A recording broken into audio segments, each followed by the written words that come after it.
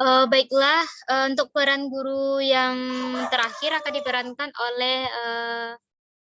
oleh Rensi. Kepada Rensi dipersilakan.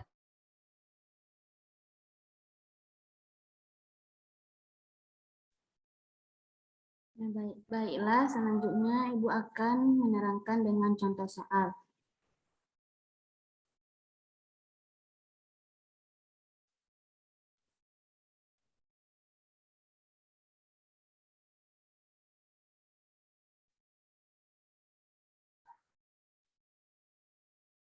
Nah, baiklah, seperti yang anak-anak Ibu lihat pada gambar ini, apabila F1 sama dengan 2 Newton, F2 sama dengan 10 Newton, dan F3 sama dengan M Newton. Maka tentukan resultan dari ketiga vektor dan arah resultan gaya tersebut. Hal pertama yang bisa kita lakukan untuk mengerjakan soal ini adalah dengan menguraikan vektor F1, F2, dan F3 terhadap sumbu X dan sumbu Y. Pada sumbu X, F1X sama dengan negatif 2 Newton, karena arahnya ke kiri. Pada F2X sama dengan 10 sin 53 sama dengan 10 kali 0,8 sama dengan 8 Newton. Pada F3X sama dengan 0 Newton karena F3 tegak lurus terhadap sumbu X. Jadi, sigma Fx sama dengan F1X ditambah F2X ditambah F3X sama dengan min 2 ditambah 8 ditambah 0 sama dengan 6 Newton. Jadi, anak-anak Ibu, apakah paham sampai di sini? Paham, Bu. Baiklah, Ibu akan lanjutkan lagi. Pada sumbu Y, F1Y sama dengan 0 Newton karena F1 tegak lurus terhadap sumbu Y. F2Y sama dengan min 10 cos 53 sama dengan min 10 dikali 0,6 sama dengan negatif 6 Newton karena arahnya ke bawah.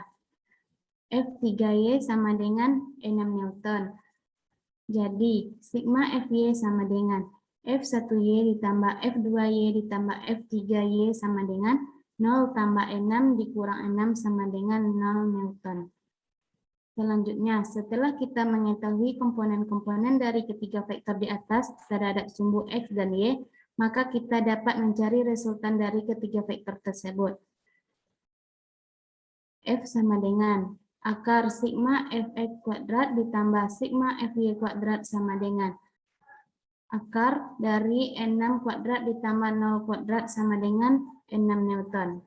Untuk mencari arahnya, kita akan menggunakan tan theta sama dengan sigma Fy dikurang sigma Fx sama dengan 0 per 6. Yaitunya hasil tan dari 0 itu adalah 180. Jadi, resultan dari vektor F1, F2, dan F3 adalah 6 Newton dan arah resultan vektornya yaitu 180 derajat. Nah, gimana? Ternyata nggak sulit kan? Enggak, Bu. Tapi izin bertanya, Bu. Silahkan. Kenapa terhadap sumbu X itu menggunakan sin, Bu? Dan kenapa terhadap sumbu Y menggunakan cos?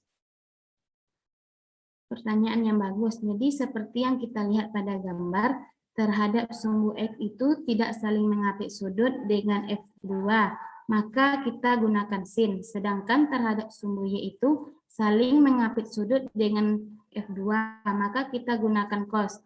Apakah sampai di sini anak Ibu paham?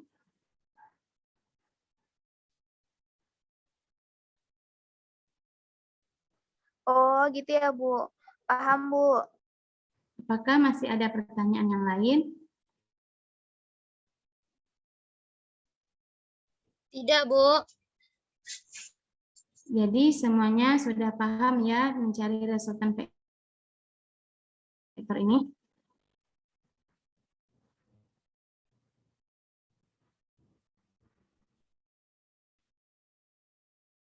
Baiklah, peran guru telah diperankan oleh semua anggota kelompok 4. Yang terakhir yaitu kegiatan penutup. Dan peran gurunya akan saya perankan sendiri, yaitu saya Nafiliani Zafira. Baiklah, Ananda semua, sampai di sini dulu pembelajaran kita hari ini. Sebagai tugas di rumah, Ibu akan memberikan 3 soal sebagai PR Ananda. Semoga apa yang kita pelajari hari ini dapat dipahami dan bernilai ibadah. Terlebih dan kurangnya Ibu mohon maaf. Ibu akhiri dengan sebelumnya tugas di rumahnya adalah 3 soal yang tertera pada PPT ini. Silakan Ananda catat dan tugasnya akan dikumpulkan minggu depan. Terlebih dan kurangnya Ibu mohon maaf. Ibu akhiri dengan Assalamualaikum warahmatullahi wabarakatuh. Selamat belajar di rumah ya. Waalaikumsalam warahmatullahi wabarakatuh. Waalaikumsalam warahmatullahi wabarakatuh.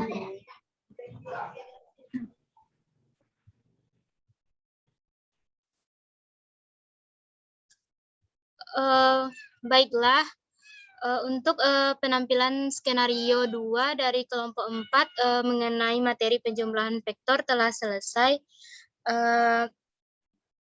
Terlebih dan kurangnya dari kelompok 4 kami mohon maaf. Kami akhiri dengan wabillahi taufik wal hidayah. Wassalamualaikum warahmatullahi wabarakatuh. Waalaikumsalam warahmatullahi wabarakatuh. Waalaikumsalam warahmatullahi wabarakatuh.